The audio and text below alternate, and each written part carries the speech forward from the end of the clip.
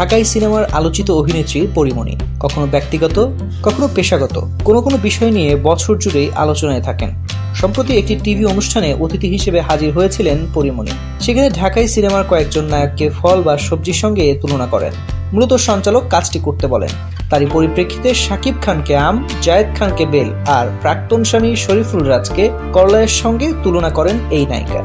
এই অনুষ্ঠানে পরীমণিকে উদ্দেশ্য করে সঞ্চালক বলেন, আমি তোমাকে কয়েকজন নায়ক নায়িকার নাম বলবো, তাদেরকে তুমি বিভিন্ন সবজি বা ফলের সঙ্গে তুলনা করবে।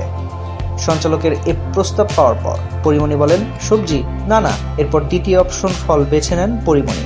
তারপর সঞ্চালক শাকিব খানের নাম বলেন, জবাবে পরীমণি বলেন আম, ফজলি আম। এরপর চিত্রনায়ক ফেরদৌসের নাম বলেন, তা শুনেই পরীমণি বলেন, কি অদ্ভুত। কয়েক সেকেন্ড সময় নিয়ে এ নায়িকা বলেন তরমুজ। এরপর সঞ্চালক চিত্রনায়ক সিয়াম আহমেদের ব্যাপারে জানতে চান। পরীমণি কালক্ষেপণ না করেই বলেন মালটা। তারপর আসে চিত্রনায়ক আরিফিন শুভর নাম। এবারও কয়েক সেকেন্ড ভেবে পরীমণি বলেন তাল। চিত্রনায়ক সাইমন সাদিককে শসা এবং লিচুর সঙ্গে তুলনা করে হাসতে থাকেন এই নায়িকা। পরীমণির প্রথম সিনেমার নায়ক ছিলেন জায়েদ খান এবং আনিসুর রহমান মিলন। জায়েদ খানকে বেলের সঙ্গে তুলনা করেন। ব্যাখ্যা করে পরীমণি বলেন, বরিশালের মানুষ তো, তাই বেলের সঙ্গে ব্যাপারটা যাবে। এরপর মিলনকে কলার সঙ্গে তুলনা করেন। পরক্ষণেই পরীমণি প্রশ্ন ছুড়ে দিয়ে বলেন, মিলন ভাই কি কলার সঙ্গে যায়?